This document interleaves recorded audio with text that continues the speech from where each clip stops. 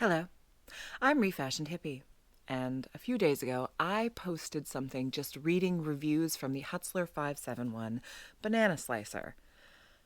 It got a little crazy. So I asked you guys to tell me other reviews that I should look up and read, and you guys responded in your usual wonderful fashion. So I'm going to start today with the most requested one, which is for the Passion Natural Water-Based Lubricant 55-gallon drum. I just want to remind you all before we begin, these are all very real reviews from Amazon. Here we go. It's entitled Backyard Carnival of Death. I also have not read these. Okay, I'm pure blind reaction here. Okay. I'm a risk analyst for a major insurance firm, so when my wife and I were planning a birthday party for our 7-year-old Crispin, my mind naturally turned to liabilities. We'd settled on the theme of a backyard carnival, complete with a swing set, a trampoline, merry-go-round, and a giant slip and slide, so I carefully inspected the equipment for safety. It all seemed sound. We have a home on a bluff overlooking the ocean.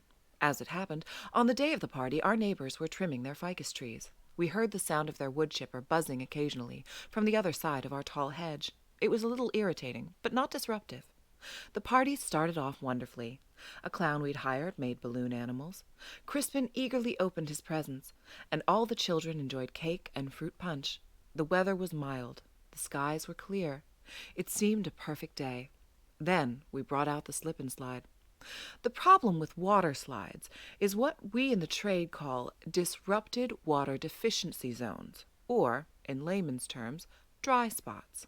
If a child hits one of those, it can put the brakes on the fun and send them sliding down a path of medical claims, contusions, concussions, lacerations, abrasions, whiplash, backrash, and disc impaction.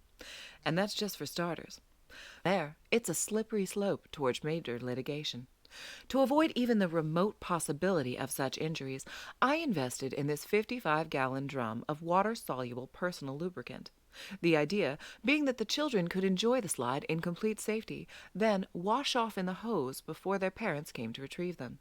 With that in mind, I dipped each child into the vat before allowing them to queue up for the slide. The slip and slide itself performed admirably, as did the lubricant. That, in fact, was the problem. Due to the slight downhill gradient of our yard, the children built up so much speed that they skidded across the lawn and into a retaining wall at the other side of our property with sufficient force that I had to put an end to the activity.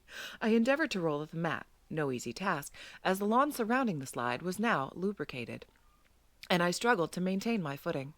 When I looked up from my labor, I grasped for the first time the scope of the liabilities I had unleashed.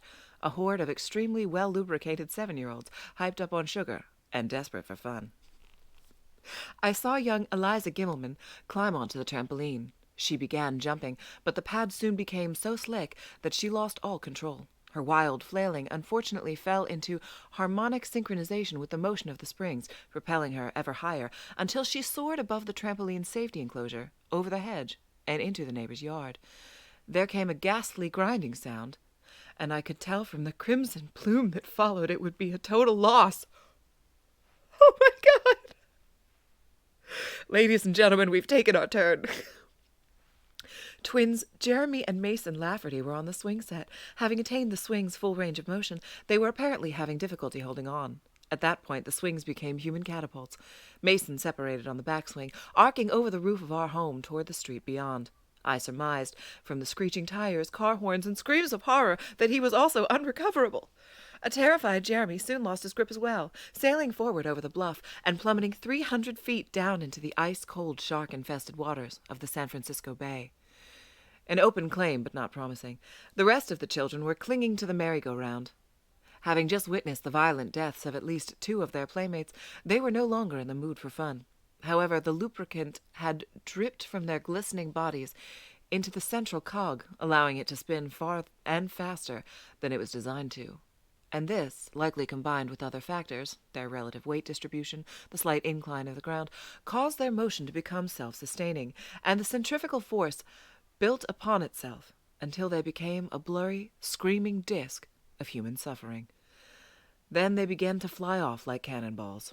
Martin Duckworth was the first to go, causing significant structural damage to our greenhouse. Lisa Aurelio shattered a line of ceramic garden gnomes, and Ethan Green slammed into our Audi Q7 so hard it had to be written off as, well, tragically, did he. Several other children left what looked like gingerbread man indentations in the siding of our home. It was terrifying. When the wheel finally came to a stop, there was only one child aboard. As luck would have it, it was our own beloved Crispin, huddled in the center of the merry-go-round, weeping. My wife ran to him and hugged him with all the might of a relieved, traumatized parent. A little too hard, as it turned out. Lubricated as he was, he shot from her arms like a wet bar of soap, up 15 feet in the air, landed on the trampoline, then soared in a half-gainer over the hedge into the wood chipper. Since then, I've asked myself 1,000 times, is there anything I could have done differently? But in the end, no actuary table could have predicted this bloodbath. I can only conclude that this was an act of God, and that, to me, is truly terrifying, because we're not covered for that. I was not prepared. Okay, I was not prepared.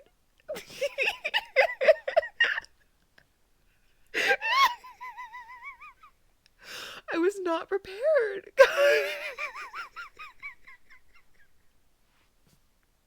Oh my God. Okay, all right. I'm gonna stop laughing and I'm gonna find some more of these. Oh my God. So I just felt like this review deserved an honorable mention. It's much shorter, but I like it. From Sean, almost too effective. As UPS discreetly unloaded my 55-gallon drum, the driver accidentally spilt it into my driveway. Any amount of cars can now fit into the garage. I like it. Okay, so the next one I want to show you guys is for this 3 Wolf Moon shirt. And this is another one that came very highly recommended that I read this one. So again, I am blind reacting to this. I want to make that clear. I don't know what's coming. Okay. From Dandaman129. The other reviews do not do this shirt justice. Neither will this one. The majesty felt when putting this shirt on for the first time cannot be represented by words, thoughts, or even magic. When I got the text notifying me the package was on my door, I left school to go retrieve this piece of literal sex. I took it, ran upstairs, and began the ritual. I stripped down to my bare ass and grabbed new socks, underwear, and pants. I put these items on and lathered myself up with deodorant. I then took the shirt and allowed it to slowly unfold before my eyes like the mast of a great ship. It was breathtaking. I believe I may have died for a second or two, but the shirt kept me from losing my grip on life.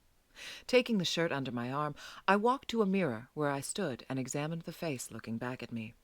The face of a man who was about to change forever. Taking a deep breath, I slowly pulled the shirt over my head. As the collar moved past my eyes and allowed me a peek at the mirror, I saw the face of a man I had never seen before. I screamed in horror, thinking I was about to get robbed, but then I realized that the man I was looking at was myself. I could barely make out my old features. The shirt had not even messed up my hair when it was pulled over my head. I felt stronger, smarter, and perhaps most importantly, more alive than I had ever felt before. Leaving the house a better man, I made my way back to school, where I stopped by my homeroom to sign in. The moment I walked through the door, my eardrums were shattered by the roaring cheers of my classmates. I was instantly swarmed by ladies, not just from that room, but from all over campus who had caught the scent of 3 wolves and a moon. Terry Crews himself would have been overwhelmed. Feeling a new breath of life and an urge for adventure, I ventured out into the woods with some friends of mine. I found myself more energetic and lively than ever before. I kicked down a tree.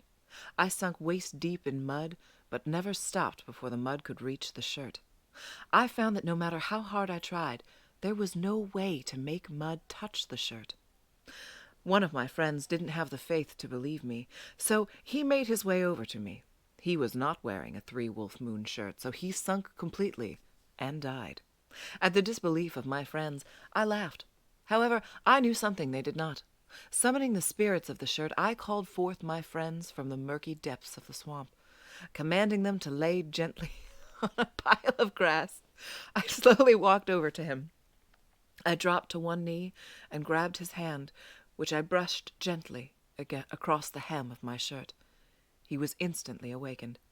We went about our adventure until a storm began to brew. Lightning was flashing from all directions, and no sooner had I spoken of the danger we all faced than I had been struck by lightning, though I did not realize it. It was only by the accounts of my friends that I know this. The shirt not only kept me alive, it kept me from feeling pain. I am never taking this shirt off my body. Okay, I'm going to keep going because there's another long review right after this, okay? Again, do not know what's coming our way. From G. Tyler Mills, A Cautionary Tale. I bought this product as a gift for my beautiful wife. We have 3 sons, and she loves the military green color. I thought this gift would be perfect with its 3 wild wolves, representing the 3 small pups we have at home, while the rest represents me as her moon and stars. Upon arrival, I decided to reveal this wonderful gift to her early, as I could not contain the thoughtfulness that went into this Valentine's Day present. Her reaction was different than I anticipated. I thought for sure she'd be excited. When I pulled that shirt out of its plastic sleeve, there was a look of awestruck wonder that appeared on my wife's face. For a moment, I thought she may have mistaken this shirt for tickets to Disney World, or a few scratch-offs, as her expression of joy was one I had not seen since the last time I surprised her with an Oreo blizzard. That is not a joke. Everyone should be buying those. With the fury of the she-wolf that had dwelt long in slumber deep down in her bones, she attacked me and stole the shirt from my grasps. Before I could open my eyes, she had adorned said shirt and had pinned me to the floor. She leaned in close and began sniffing around my neck and head. I could feel her honing in on my jugular, as it was the first time I felt fear in my life. Suddenly, in one swift motion, she took me straight from the floor and threw me over her shoulder. I felt like an innocent kettlebell being manhandled during an afternoon workout. The last thing I remember is the weightlessness I felt as I soared through the air. I landed so hard on our bed that I blacked out. I can't say what happened next. This may be due to the head trauma I sustained, or perhaps it's my subconscious doing all it can to protect my now fragile psyche, blocking the experience from my recollection. I woke up 2 days later. I'm not sure where she is now. Our pillows and cushions have been ripped to pieces in the living room, and cotton covers like the floors like a winter wonderland. All the shoes in the house have been torn up, and it appears as though someone used the business end of a toilet brush as a chew toy. Our home is eerily quiet. The silence is periodically broken by moans that I can only assume are coming from an injured cat in the distance. There are claw marks on the back door as it swings wide open, allowing the cold February air to fill our home. I am scared to leave. I've now locked myself in the bathroom, and am writing this review for the safety and concern I have for other husbands. Take my advice. For Valentine's Day, get her a gift card. Okay, I'm just gonna keep going. I'm just gonna keep going. From Asparagus Grabalski, Too Sexy for Society. This product has undoubtedly changed my life in unsuspected and profound ways. I received the 3 Wolf Moon t-shirt as a gift from my late mother while she was on her deathbed. Her act was one of desperation. So eager was she for me to produce a bloodline. Sadly for her, my lack of animal magnetism, my creepy smile, my beady eyes behind thick lenses, and a complete absence of any redeemable qualities complicated quite significantly my potential for romance. Being a 40-year-old bachelor did not help my predicament. With her skinny, trembling arms, she handed over to me the 3 Wolf Moon garment, before uttering her final words with a slow, monotonous, rhythmical squawk. If this does not help you infect the collective gene pool, nothing will. Seconds later, she croaked. Incredulous, I began wearing my t-shirt around the office under my trendy cardigans. At first, I did not notice any effect, but as the week progressed, I became aware of hormonal changes amongst my female coworkers. Now, this may sound a little unconventional, but for years I've been keeping a calendar designed to track the menstrual cycles of all women in my path, whether they despised me or just politely ignored me. Maintaining this calendar was no easy task. It required Nazi-like discipline coupled with a significant time investment. Every conceivable strategy was considered: eavesdropping, observation and note-taking, meticulous sanitary bin inspections. My hope was that given auspicious conditions and the right amount of alcohol, the mysterious process of ovulation would work in my favor. So devoted was I to honor my mother's wishes that an entire wall of my apartment was covered with calendars, maps, informative sticky notes, and photos concerning the candidates for my improbable romantic affairs. I called it the Love Shrine. So going back to my story, I suddenly noticed a change in the hormonal cycle of my female coworkers, followed by actual, non-hostile verbal communications. Words like hello or are you okay?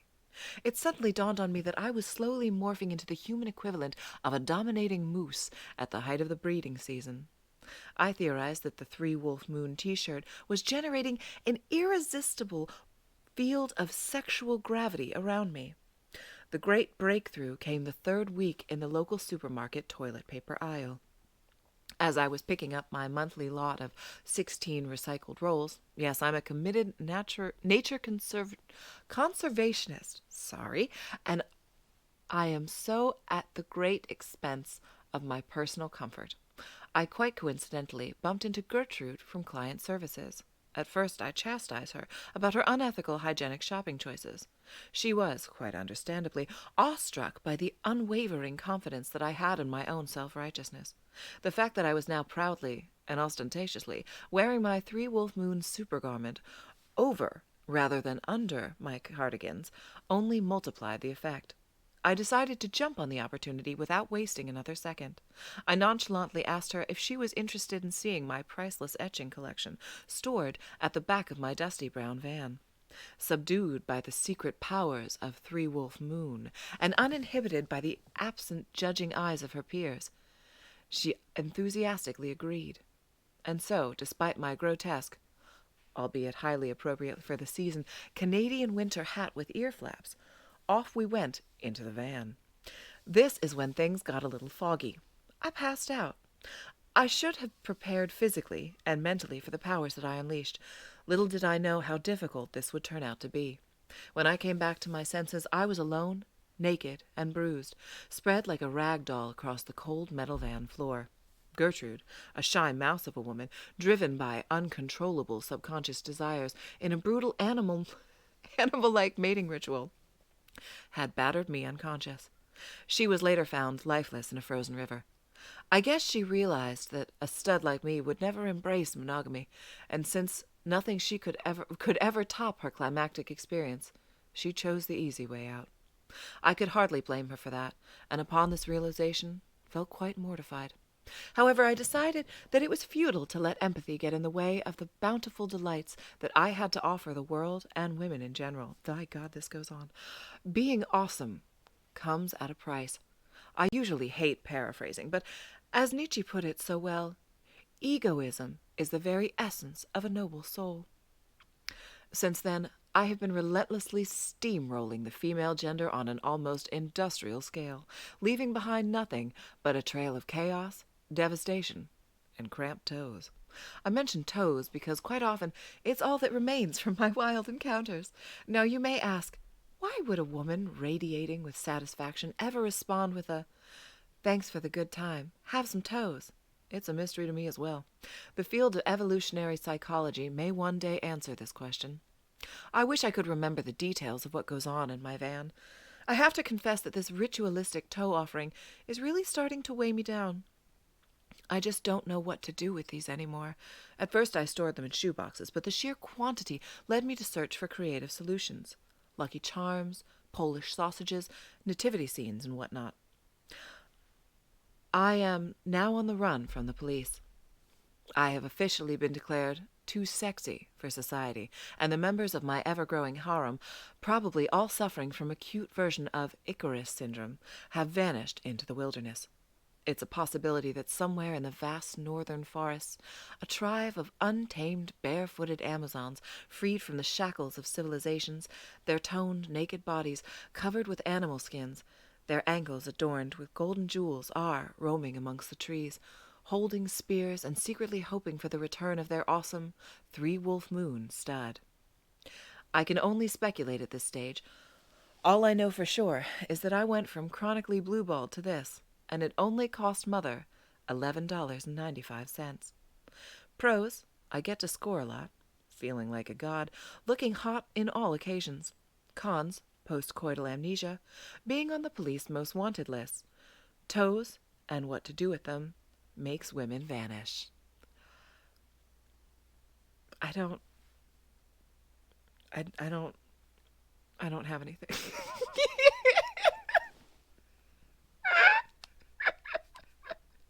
Okay, once again, excuse me, I'll find some more. Okay, so Brian Walker has put the entire play of A Midsummer Night's Dream as a review for this Tuscan Milk. It's the whole play. Okay, so I'm skipping that one because it's the entire play of A Midsummer Night's Dream. But Brian, I don't. Okay, so I'm skipping to this 2-star review from Paul T. Johnson entitled "My Shirt Will Never Smell the Same." Also, if y'all are interested in Shakespeare, I am a thespian. I went to school for drama. I could do that. But not today. Okay. From Paul. So there I was, knee deep in the unpredictable mess that is life, and in walks Tuscan Milk, the guy who somehow managed to turn the simple act of spilling milk into an art form. We used to be friends, you know, until he pulled a move straight out of a dairy-themed sitcom. One day we're chilling, just two buddies navigating the roller coaster of existence. Enter Tuscan Milk, with a grin that hinted at mischief, and a milk mustache that practically screamed, "Brace yourself."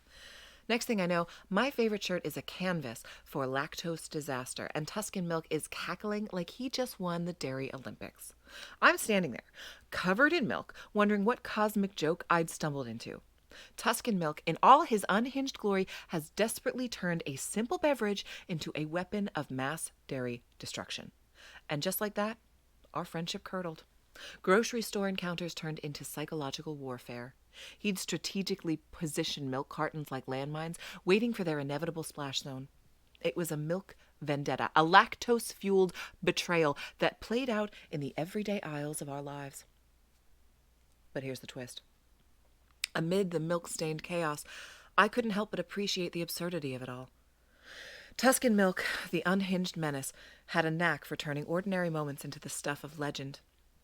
In a weird way, he added a splash of unpredictability to the mundane canvas of life. So here's to Tuscan Milk, the renegade friend turned dairy delinquent, who taught me that sometimes life messes make for the best stories, even if they involve intentional milk spilling and a shirt that would never quite smell the same again. All right.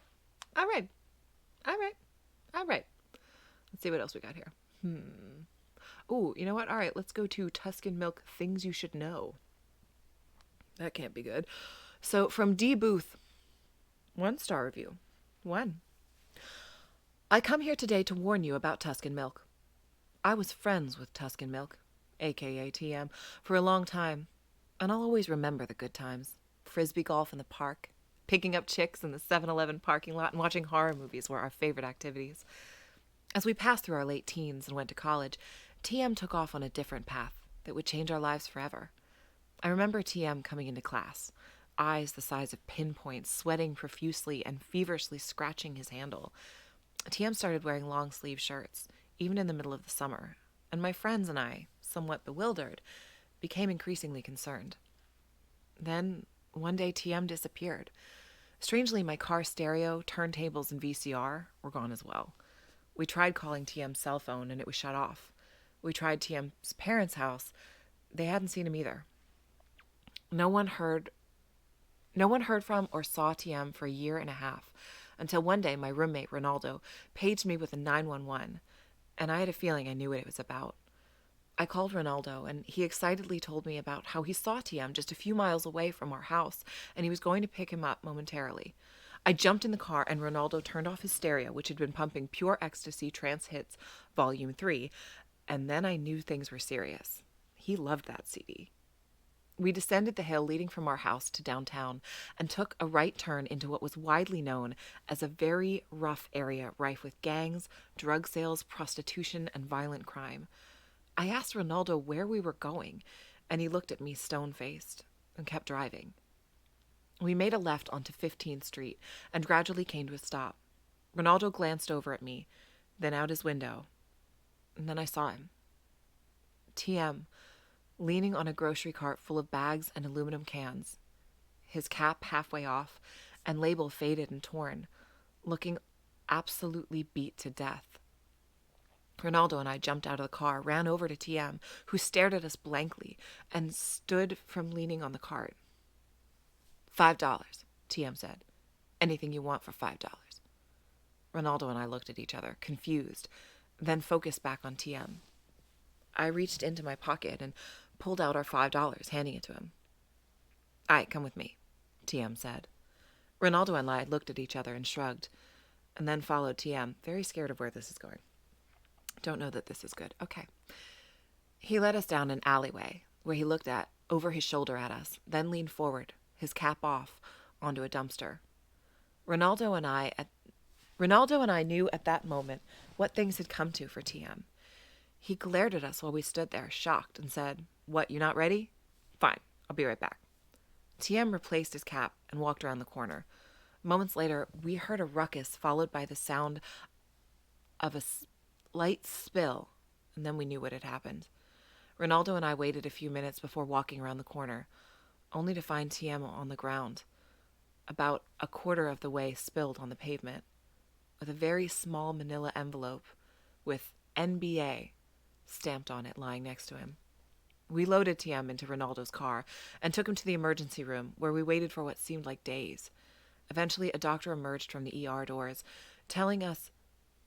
only to tell us that TM, after struggling with a nurse, took off out the back door of the hospital. That was the last time we saw TM.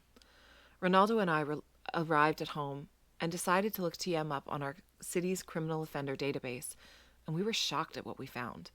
TM had been arrested over 36 times in the last year and a half for everything ranging from drug possession, robbery, kidnapping, and forgery to what shocked us the most, aggravated sexual assault. See the customer images section for proof, my God. We looked at court documents for several of TM's cases and found that most of the times he was arrested after being found slumped against a building or an alley, a needle sticking out of his handle, heavily under the influence of heroin. It all made sense now. The eyes, the sweating, the scratching, the prostitution. It was clear at that point that TM would never be the jolly gallon of milk we once loved and cherished as a trusted and valued friend. Upon finding TM here on Amazon, it felt it was necessary to warn you that TM is a dangerous, unpredictable individual who is, as clearly evident, is more than willing to sell himself, likely to support his heroin habit. Ronaldo, myself, and the rest of TM's old friends still care about him and don't want to hear about him on the news, overdosed or violently killed. So I ask you, please do not purchase Tuscan milk. You are contributing to furthering the downfall of someone who was once a friendly, optimistic, bright white gallon of goodness, but has since become a monster and threat to others and himself. Don't buy Tuscan milk. Please. What the fuck? And then there's one from Phoebe. Moist. Oh my God.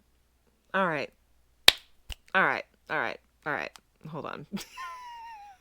We're gonna do another one. It was the last one because I can't. Guys,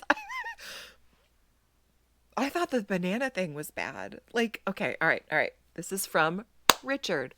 I don't normally get choked up. Dear Amazon, I never thought it would happen to me. I don't normally get choked up writing a review, but this is special. It was a cold, dark night that caught me by surprise. I was awaiting the sweet kiss of sleepiness, but it continued to elude me. Then I saw her from afar. The Tuscan whole milk 1 gallon 128 fluid ounce jug of liquid snooze. As I sat down to contemplate how best to consume her, She spoke to me. Her sweet lips kissed mine as I brought her close to me. We exchanged pleasantries for just a brief moment before we were interlocked in the most orally gratifying way possible. Then it happened. My wife walked in and caught us. My pants were at my waist, but felt like they were at my ankles. Her glistening helical axis screwing me just as I would do later to her. I dropped everything, including my sweet Tuscan whole milk 1 gallon 128 fluid ounce jug. She hit the floor, spilling her heart all over the floor. I hurt her badly, but did I end her? No. Her rugged exterior contained the damage, and only her sweet elixir spilled. I was able to grab hold of her before she emptied completely, and before I knew it, she was put back together. My wife walked over and took her from me. I figured the worst would happen. She would kick me to the curb with the rest of the trashy things we had in the house, but she didn't. She looked at me deep in the eyes, took my lovely Tuscan whole milk 1 gallon 128 fluid ounce jug in both hands, and kissed her passionately, just as I had moments before. "Is that what you wanted?" she cried. Without a single word that came out of my mouth, a thought emerged. A smile as big as the desert sun came across my face. "I knew it," she explained as we walked to the bedroom, bringing our Tuscan... Oh, I misread that. "Grab the cookies," she said. "We're going to have some fun." About an hour later, I was exhausted. My sweetness had done her job. Sleep came quickly. "Thank you, my lovely..." I misread that situation entirely. "I recommend Tuscan whole milk 1 gallon 128 fluid ounce, if you need to experience life." I know I did that night. I may never see her again, as she quickly became soured by our experience and ended up leaving when the city workers came by to take her away. Her last gift, a stain, white on our driveway, and forever in my heart. What the fuck? Okay. I misread that. I'm not going back to reread it, but I misread that. Okay. I'm calling it. Okay, if you guys like these, if you think this is funny, let me know. I'll keep reading more of these. Holy shit, there's a lot more of these. Y'all. Okay, yeah, that is all I got. Okay. Whew, okay. All right. Well, I might start reading these beforehand. All right. Well, once again, thank you guys for watching this with me. It is really fun. It is the laziest thing I do. Okay. Bye.